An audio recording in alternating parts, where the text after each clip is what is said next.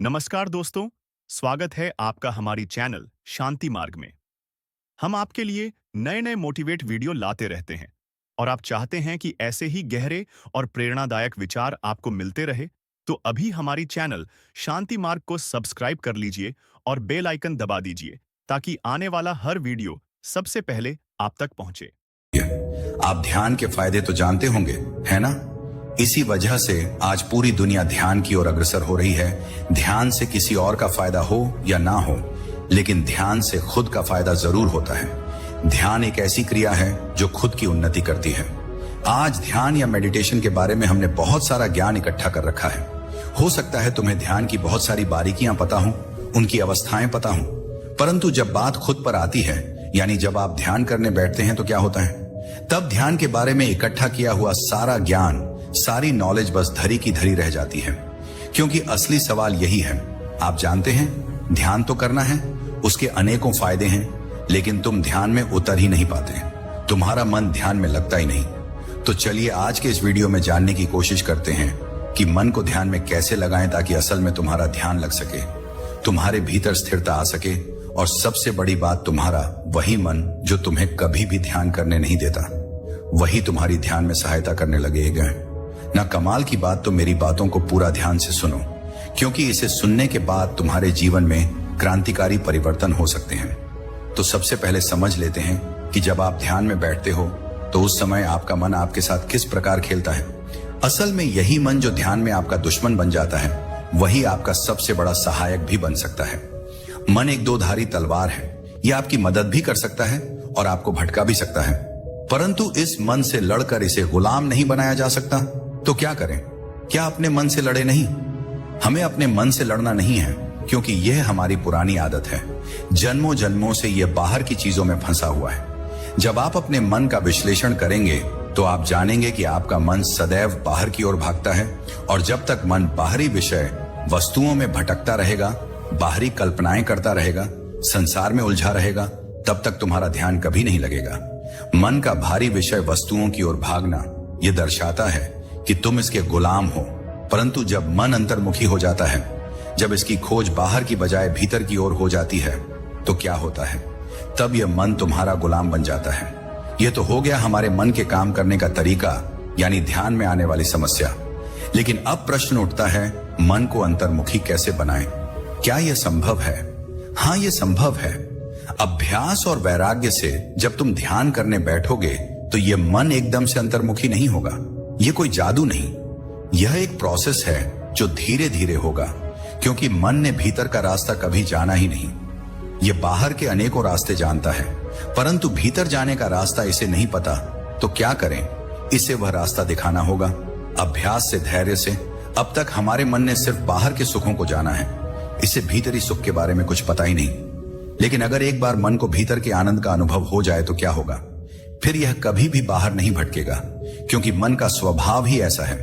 उसे जो भी अच्छा लगता है वह उसी ओर भागता है। जब इसे स्वयं के भीतर जाना अच्छा लगेगा, जब इसे भीतर ही शांति और आनंद मिलेगा, तब यह बाहर नहीं भटकेगा। ध्यान का सरल और सहज होना सिर्फ हमारी इच्छा पर नहीं, हमारी परिस्थितियों पर भी निर्भर करता है। जिस व्यक्ति की जैसी परिस्थिति, जैसी अवस्था होगी, उसके लिए ध्यान भी उतना ही सरल या उतना ही कठिन होगा। कई बार हमारी परिस्थितियां हमारे अनुकूल होती हैं, तब मन खुद ही भीतर प्रवेश करना चाहता है और हम ध्यान में एक गहरी शांति का अनुभव करते हैं। परंतु यह हर बार नहीं होता, यह कभी कभी होता है। जब हमारा ध्यान सहज हो जाता है तो हम उसी अवस्था को बार बार पाना चाहते हैं। लेकिन क्या हमारे चाहने से ऐसा होगा? नहीं, क्योंकि हम उस अवस्था को भूल जाते हैं जो सहज ही कभी कभी हमें मिल जाती है। जब हमारा यह शरीर रूपी यंत्र हमें सपोर्ट करता है, जब हम उस अवस्था को जांच पाते हैं, समझ पाते हैं, तो ध्यान में प्रवेश पाना आसान हो जाता है। असल में एक इंसान में कई सारे गुण होते हैं। इसी कारण जब तुम ध्यान करते हो तो कुछ और ही महसूस होता है। क्यों? क्योंकि हम खुद नहीं जानते कि हमारे भीतर कौन सा गुण कब सक्रिय होगा, और जब कोई गुण सक्रिय होता है तो वही तुम्हें जकड़ लेता है और अपने अनुसार तुम्हारा उपयोग करता है। कभी यह गुण ध्यान में सहायता करता है तो कभी ध्यान से भटकाता भी है। परंतु जब आप निरंतर ध्यान का अभ्यास करते हैं, तब क्या होता है? तब आपको अपने भीतर की अवस्थाओं को देखने की क्षमता मिलती है। ध्यान में हमारा शरीर कई अवस्थाओं से गुजरता है, क्योंकि ध्यान के अभ्यास से हमारे पूरे सिस्टम में बदलाव होते हैं। शायद आपको यह नहीं पता होगा, लेकिन ध्यान हमारे शरीर में रासायनिक बदलाव लाता है। शरीर में नई ऊर्जा, नए परिवर्तन, नई चीजें होना शुरू हो जाती हैं। जो लोग ध्यान का गहरा अभ्यास करते हैं वे जानते होंगे कि ध्यान के दौरान शरीर में कई तरह की अव्यवस्थाएं होने लगती हैं। क्यों? क्योंकि हमने अपने भीतर बहुत सी भावनाएं दबा रखी हैं। क्रोध को दबा रखा है, दुख को दबा रखा है। हमारे भीतर अनंत इच्छाएं दबी हुई हैं, और जब ध्यान में हम अपने भीतर प्रवेश करने की कोशिश करते हैं, मन को अंतर्मुखी बनाने का प्रयास करते हैं, तो क्या होता है? हमारा मन भयभीत हो जाता है। उसे हमारे भीतर भरा वह सब कुछ दिखाई देने लगता है जो हमने लंबे समय से भरा है। तभी एक घबराहट पैदा होने लगती है, एक उथल पुथल हो जाती है, और उस घबराहट, बेचैनी के चलते हम तुरंत ध्यान का अभ्यास तोड़ देते हैं और बाहर आ जाते हैं। असल में ऐसा इसलिए होता है क्योंकि जब हम ध्यान का अभ्यास करते हैं तो ध्यान हमारे दिमाग के भीतरी सिस्टम को बदल रहा होता है। ध्यान हमारे दिमाग को सिखाने का प्रयास करता है कि दूसरी तरह से काम करो। अभी तक बाहरी चीजों को समझने का प्रयास किया है, अब स्वयं को या भीतरी सिस्टम को समझने की कोशिश करो। एक ध्यानी को अपने भीतर की इस अव्यवस्था से गुजरना ही होता है, परंतु जब आप अभ्यास जारी रखते हो तब हमारे भीतर सभी चीजें व्यवस्थित होने लगती हैं। हमारा यह शरीर कई जन्मों से खुद को ही मालिक मानता आया है और हम सदा से इसके गुलाम रहे हैं। ध्यान हमारे शरीर की इस मालकिन के ऊपर खलबली मचा देता है। ध्यान हमें एहसास दिलाता है कि हमारी सत्ता कुछ और है, यह शरीर हमारी सत्ता नहीं है। ध्यान हमें उस ओर इशारा देता है जहां असल में हमारी सत्ता है, जहां मालिक कोई और है। वह एक ऐसी अवस्था है जिसे पाने के बाद यह शरीर, मन, बुद्धि सब गुलाम हो जाते हैं और एक साधक को असल मालिक प्राप्त होती है।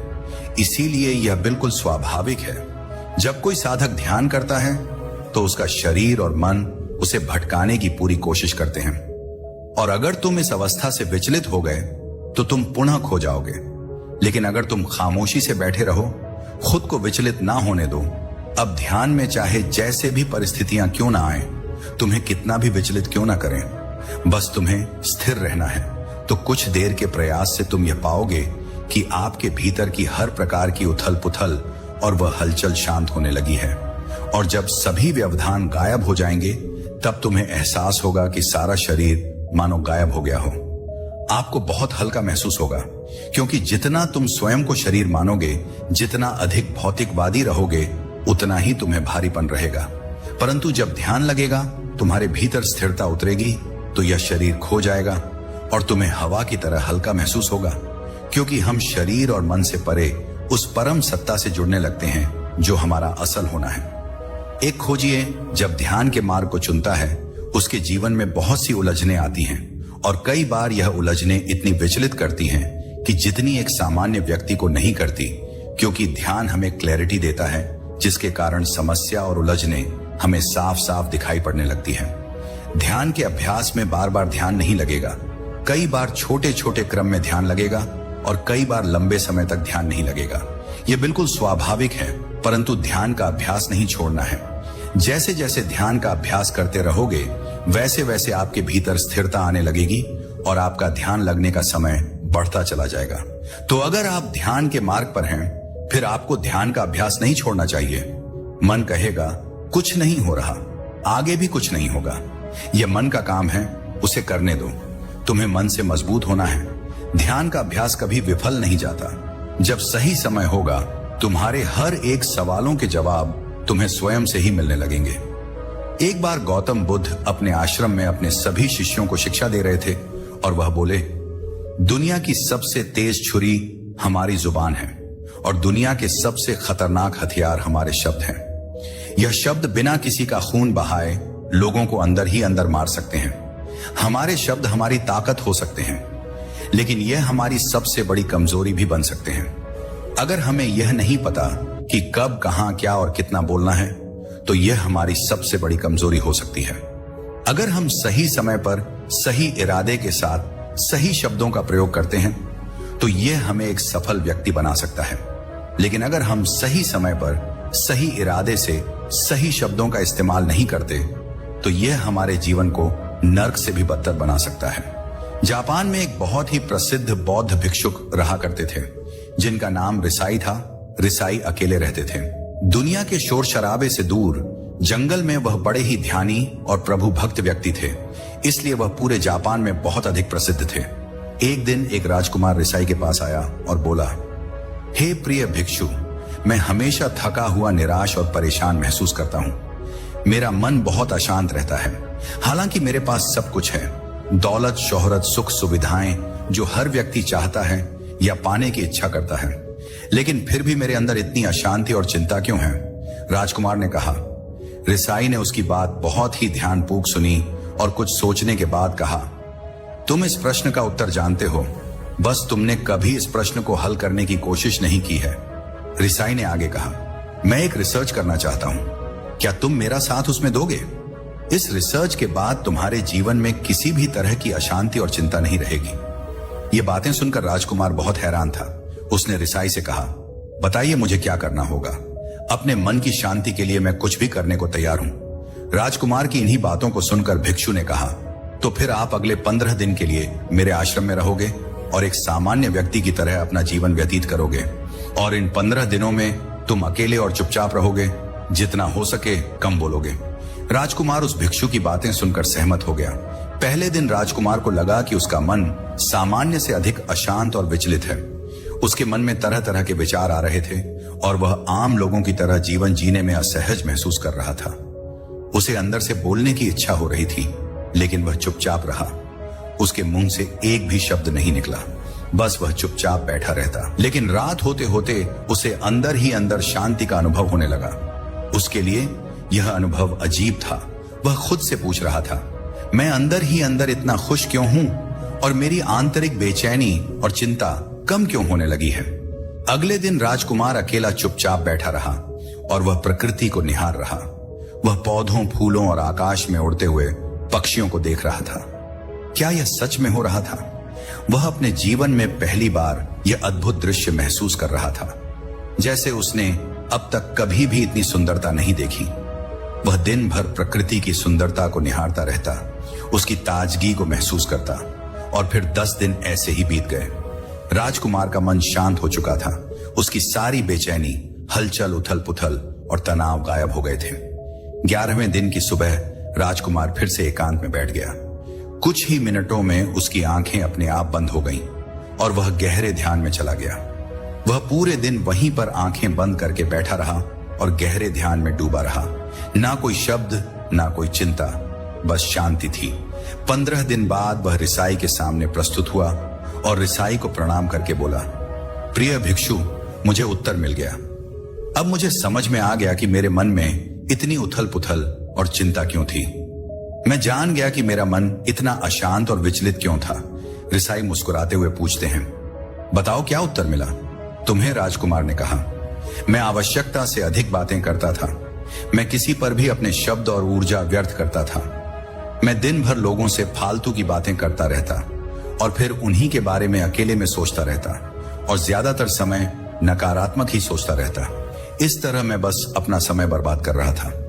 ज्यादा बोलने और नकारात्मक सोचने की वजह से मेरा मन अशांत और बेचैन हो गया था और इसी वजह से मैं किसी भी काम को ठीक से नहीं कर पा रहा था, जिसकी वजह से मैं हर काम में असफल होने लगा। लेकिन यहां इस स्थान पर बिताए हुए 15 दिन मेरे लिए पूरी तरह से अलग थे। मुझे कुछ अलग ही एहसास हो रहा था। अब मुझे ऐसा लग रहा था कि मैं अपना जीवन पूरी तरह से जी रहा हूं, लेकिन इससे पहले मैं अपना जीवन गलत तरीके से जी रहा था। और सबसे बड़ी बात मैंने यह भी सीखा कि हमें सिर्फ ध्यान करने की जरूरत नहीं है। ध्यान अपने आप होता है। जब हम शांत और मौन होते हैं तो हम खुद को महसूस कर सकते हैं। ध्यान के पिछले कुछ दिनों के दौरान मैंने जो पहली चीज सीखी वह यह है कि मनुष्य के जीवन की सबसे महत्वपूर्ण घटना स्वयं को जानना है। यह सुनकर रिसाई ने कहा, सिर्फ तुम ही नहीं, दुनिया में ज्यादातर लोग जरूरत से ज्यादा बोलते हैं। आज भी लोग ज्यादातर समय केवल एक दूसरे को नीचा दिखाने के लिए ही बोलते हैं। कुछ लोग ना चाहते हुए भी बातें करते हैं और अपना जीवन बर्बाद कर लेते हैं। रिसाई ने राजकुमार को चुप रहने का महत्व समझाते हुए कहा, एक बार गौतम बुद्ध से उनके शिष्यों ने पूछा, प्रिय बुद्ध, आप ज्यादातर समय चुप क्यों रहते हैं? है बुद्ध ने कहा, क्योंकि चुप रहने से मैं अंदर से अनंत शांति की गहराइयों में होता हूं। मौन अपने भीतर उतरने की पहली सीढ़ी है। मौन के बिना स्वयं को जानना असंभव है। स्वयं को जानने और समझने का पहला नियम है मौन हो जाओ। उतना ही बोलो जितना अत्यंत आवश्यक हो। बेफिजूल की बातें करना छोड़ दो।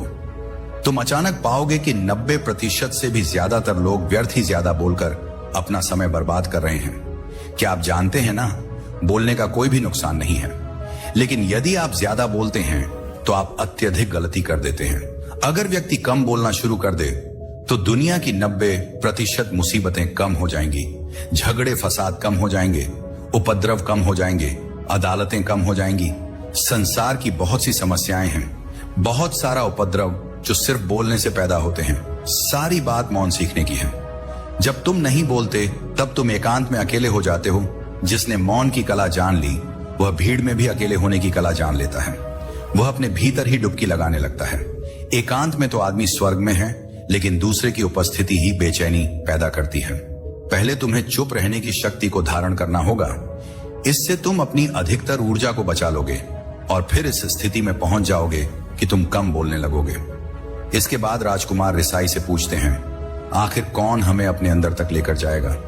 ये बातें सुनकर रिसाई भिक्षु कहते हैं, तुम्हें स्वयं ही अपने अंदर उतरना होगा और वहीं से परम जीवन का आनंद ले पाओगे। आनंद का यहीं से जन्म हुआ है। यहीं से तुम मौत में डूब जाओगे। यही तुम्हारा सूरज उदय होगा और यहीं से अस्त होगा। इस नई शक्ति के जन्म होने से तुम्हारी थकान गई, उदासी गई, चिंता गई। जैसे कोई स्नान करके लौटता है तो शरीर शीतल हो जाता है, ऐसे ही जब कोई भीतर से साफ होकर वापस आता है, मौन में स्नान करके लौटता है, तो समस्त अस्तित्व, समस्त व्यक्तित्व शांत और मौन हो जाता है, आनंदित हो जाता है। जब तुम आंतरिक मौन की उस पराकाष्ठा पर पहुंच जाओगे तब तुम पाओगे कि बोलने से भी तुम्हारा मौन खंडित नहीं होता, वह बना ही रहता है। उसकी एक अंतर्धारा लगातार तुम्हारे भीतर बहती रहती है। तुम बोलते तो हो, तुम शब्द का उपयोग भी करते हो, लेकिन वह तुम्हारे मौन को खंडित नहीं कर पाता। एक बार गहरे मौन में स्थिर हो जाओ, फिर तुम्हारी वाणी में भी मिठास आ जाएगी। तुम्हारा बोलना संगीतपूर्ण होगा, तुम्हारा बोलना सत्य होगा। तुम बोलोगे तो दूसरों पर भी शीतलता छा जाएगी। जैसे ही तुम अंदर से चुप होते हो, तुम इतने शक्तिशाली होने लगते हो कि समाज की निर्भरता तुम छोड़ने लगते हो और तुम्हारे जीवन में एक मस्ती आती है जो केवल दीवानों के जीवन में होती है। तुम्हारे चेहरे पर एक नई रौनक आ जाती है। तुम्हारी आंखें किसी अमृत के समान हो जाती हैं और तुम अनंत शांति के समुद्र में डूबने लगते हो। इतना कहकर भिक्षु रिझा ने अपनी बात खत्म की और वह मौन में चले गए। राजकुमार उनका धन्यवाद कर कर अपने महल में चला गया। दोस्तों, आपने भी अनुभव किया होगा कि बहुत ज्यादा बात करने से व्यक्ति अशांत हो जाता है, जिससे हम अपने दिमाग पर नियंत्रण खो देते हैं। और साथ ही यदि किसी व्यक्ति को यह पता है कि उसे कब, कहां और क्या बोलना है, तो वह व्यक्ति सच में बहुत बुद्धिमान है। और ऐसा व्यक्ति जहां भी जाता है उसका व्यक्तित्व आकर्षण का केंद्र बन जाता है और वह जो कुछ भी करता है उसमें सफल अवश्य होता है। अगर हम किसी महान और सफल व्यक्ति के व्यक्तित्व को गहराई से देखें तो पाएंगे कि वह कम बोलते हैं और कम से कम शब्दों में अपनी बात खत्म कर देते हैं। वह बोलने से पहले उन चीजों और जिनके बारे में उसे बोलना है उनके बारे में गहराई से सोचते हैं। लेकिन जो लोग बहुत ज्यादा बोलते हैं, बहुत बार वह झूठ भी बोलते हैं। अपनी बातों से दूसरों के मन और विचारों पर कचरा डालते रहते हैं। वह ज्यादातर समय दूसरों की बुराई करते रहते हैं, इसलिए उनके अपने भी उनसे नफरत करने लगते हैं। तो हम मौन को खो देते हैं, जो मन की शांति का पहला स्तंभ है। दोस्तों, आज से हम भी चुप रहने का अभ्यास अवश्य करेंगे। आज से हम वही बोलेंगे जो जरूरी है और हम कोशिश करेंगे कि कम से कम शब्दों में अपनी बात खत्म करें और हो सके तो कोशिश करेंगे कि रोज कम से कम 30 मिनट एकांत में चुपचाप बैठेंगे। मुझे पूरा विश्वास है कि इससे हम सबके अंदर एक सकारात्मक बदलाव जरूर आएगा। तो चलिए इसी के साथ इस वीडियो को खत्म करते हैं। दोस्तों, उम्मीद करता हूं आपको इस कहानी से एक अच्छी सीख मिली होगी। ये कहानी आपको कैसी लगी हमें कमेंट बॉक्स में कमेंट करके जरूर बताएं और साथ ही इस कहानी को अपने दोस्तों के साथ जरूर शेयर करें ताकि उन्हें भी इस कहानी से कुछ सीखने को मिल सके। और वही एक व्यक्ति जिसकी चेतना नाभि से नीचे यानी लाधार चक्र पर है, वह व्यक्ति मुक्त रहता है। उसके जीवन में केवल एक ही सुख होता है और वह काम वासना का सुख। अगर ऐसे व्यक्ति पैसा भी कमा रहे हैं पद प्रतिष्ठा कमा रहे हैं, तो इन सब के पीछे उसका केवल एक ही उद्देश्य होता है। काम वासना ही ऐसे व्यक्ति के जीवन में परम सुख है। वह इसी को आनंद समझता है। उसे कोई फर्क नहीं पड़ता कि दुनिया में किस प्रकार के लोग हैं और किन किन चीजों के पीछे पागल हैं। उन्हें लगता है सब कुछ यही है और वह अपने आप को सही साबित करने के लिए किसी हद तक भी चले जाते हैं। जब आपकी चेतना पर्टिकुलर उस हिस्से पर आ जाती है, जैसे मान लीजिए अगर आपकी चेतना आपके मस्तिष्क में स्थिर रहने लगे, तब आपके अंदर एक विचारक की योग्यता आने लगती है। आज मनुष्य ने जो भी कुछ हासिल किया है, आज हम जितनी ऊंचाई पर पहुंचे हैं, उसके लिए सबसे पहले हमें विचार की जरूरत पड़ती है। उन विचारों को एक्शन की जरूरत होती है, तब जाकर किसी चीज का निर्माण होता है। तो अगर किसी व्यक्ति की चेतना उसके मस्तिष्क में आ जाए और वह अधिक समय तक वहीं रहने लगे, तो ऐसा व्यक्ति एक अच्छा विचारक बन सकता है। अब ध्यान रखने वाली बात यह है कि विचार किसी भी प्रकार के हो सकते हैं। विचार अच्छे भी हो सकते हैं, विचार बुरे भी हो सकते हैं, परंतु नाभिक केंद्र ऐसा केंद्र बिंदु है जहां पर अगर आपकी चेतना स्थिर हो जाए तो आप समाधि को प्राप्त हो जाते हैं, यानी भावनाओं के पार चले जाते हैं, विचारों के पार चले जाते हैं। मतलब आपको आपके सभी चक्रों से बाहर निकलने के लिए अपने नाभिक केंद्र पर आना ही होगा। चेतना का वहां आना अति आवश्यक है। उसके बाद ही आप अपने सहस्त्रार के पार निकल पाएंगे। हमारे योग में स्थूल शरीर के बाद और विशेषज्ञों की बात की गई है। मतलब अगर आपको परम मुक्ति चाहिए तो आपको अपने सभी शरीरों के पार निकलना होगा। आपका शरीर भौतिक जगत से बंधन रखता है, तो जैसे ही आप अपने भौतिक शरीर से बाहर निकलते हैं, वैसे ही आप इस भौतिक जगत के पार निकल जाते हैं। और इस पौष्टिकता के पत्तों को तोड़ने के लिए आपके चेतना का नाभिक केंद्र पर आना अति आवश्यक है, जैसे आप अपने शरीर के केंद्र में स्थित होते हैं। इसके एग्जाम्पल आप अभी देख सकते हो। अभी की दुनिया में जितने अच्छे विचार वाले लोग हैं, उतने ही बुरे विचार वाले लोग भी हैं। बुराई भी उसी ऊंचाई पर फैली हुई है। तो इसका मतलब यह है, जब आपकी चेतना आपके मस्तिष्क में होती है, तब आपके भीतर मस्तिष्क की संभावनाएं जागने लगती हैं। और अगर आपकी तना हृदय चक्र पर है, हृदय कमल में विराजमान है, तो आप भावनाओं के बवंडर में रहते हैं, आपत्ति के प्रति भावुक होते हैं। और भावना की इन गहराइयों में डूबने के बाद ही एक व्यक्ति उपाधियों को प्राप्त करता है। इसका मतलब साफ है कि इस पृथ्वी पर जितने भी लोग भक्ति में रुचि लेते हैं या जिन्होंने अधिक से अधिक भक्ति की है, उनकी चेतना उनके हृदय कमल में विराजमान होती है। ज्यादातर लोग ध्यान तो करते ही होंगे, तो उन सभी साधकों के लिए आज का टॉपिक बहुत ही खास होने वाला है, क्योंकि आज की वीडियो में हम नाभिक केंद्र की संपूर्ण विधि बताने वाले हैं। हम बात करेंगे नाभिक केंद्र पर ध्यान। यह ध्यान नाभिक केंद्र पर चेतना का आना जाना स्वाभाविक है। नाभि का केंद्र ध्यान का सबसे बड़ा प्रधान है, क्योंकि हमारी नाभि का जो पॉइंट होता है वह हमारे शरीर का केंद्र होता है। और अगर आपकी चेतना नाभिक केंद्र पर स्थित हो जाती है, तो इसके बड़े ही अद्भुत चमत्कार हमें देखने को मिलते हैं। इसे आप उदाहरण के लिए समझ सकते हैं। आपके अंदर जितनी भी पॉसिबिलिटीज हैं या जो भी संभावनाएं होती हैं, वह सभी सक्रिय होती हैं। समय का लोभ ध्यान में गहराई से डूबने पर साधक को समय और स्थान का बोध नहीं रहता। एक प्रकार की समयहीन स्थिति का अनुभव होता है, जहां सिर्फ वर्तमान ही बचता है। प्रकाश और ऊर्जा का आभास जैसे जैसे साधक समाधि की ओर बढ़ता है, उसे एक आंतरिक प्रकाश का अनुभव हो सकता है। यह प्रकाश किसी देव या परमात्मा के दर्शन जैसा प्रतीत होता है। साथ ही ऊर्जा का प्रवाह अधिक होता है। समाधि के अनुभव में आनंद की गूंज। समाधि का अर्थ है एक पूर्ण एकाग्रता की स्थिति, जहां साधक परम सत्य को अनुभव करता है। यह जीवन की उच्चतम अवस्था मानी जाती है, जिसमें आत्मा परमात्मा से मिलन की ओर बढ़ती है। समाधि में निम्नलिखित गहन अनुभव होते हैं। पूर्ण तृप्ति और आनंद साधक को एक अनंत और अद्वितीय आनंद का अनुभव होता है, जो किसी भी भौतिक सुख से परे होता है। इस अवस्था में साधक को हर दिशा में आनंद ही आनंद का अनुभव होता है। यम और नियम, इन दोनों चरणों में साधक संयम और अनुशासन का पालन करता है। यह एक नैतिक जीवन की ओर प्रेरित करते हैं, जिसमें अहिंसा, सत्य, असत्य, ब्रह्मचर्य और अपरिग्रह का पालन किया जाता है। आसन और प्राणायाम, ये दोनों ही चरण शारीरिक और मानसिक स्थिरता के लिए आवश्यक होते हैं। आसनों के माध्यम से साधक अपने शरीर को मजबूत और लचीला बनाता है, और प्राणायाम के माध्यम से उसे अपने श्वास और ऊर्जा पर नियंत्रण प्राप्त होता है।